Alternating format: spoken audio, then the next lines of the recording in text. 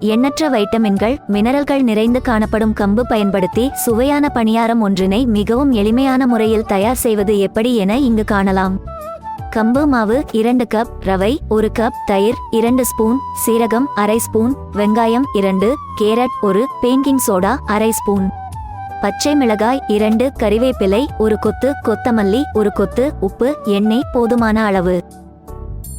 முதலில் எடுத்துக்கொண்ட வெங்காயம், பச்சை மிளகாய், கொத்தமல்லி ஆகியவற்றை பொடியாக நறுக்கிக் கொள்ளவும். அதே நேரம் கேரட்டை நன்கு துருவி தனியே எடுத்து வைக்கவும். தற்போது அகன்ற பாத்திரம் ஒன்றை எடுத்து அதில் கம்பு மாவுடன் ரவை, தயிர், பேக்கிங் சோடா, உப்பு, கொத்தமல்லி மற்றும் தண்ணீர் சேர்த்து கட்டிகள் இல்லாமல் கரைத்துக் கொள்ளவும்.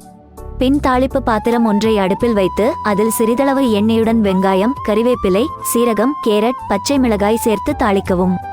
பின் இந்த தாளிப்பினை தயாராக கரைத்து வைத்துள்ள பணியார மாவில் சேர்த்து நன்கு கரைத்து கொள்ளவும். தற்போது பணியாரம் சுட்டு எடுக்க பணியார சட்டியை அடுப்பில் வைத்து சூடேற்றவும். சட்டி சூடேறியதும் எண்ணெய் சேர்த்து சட்டியை தயார் செய்து கொள்ளவும்.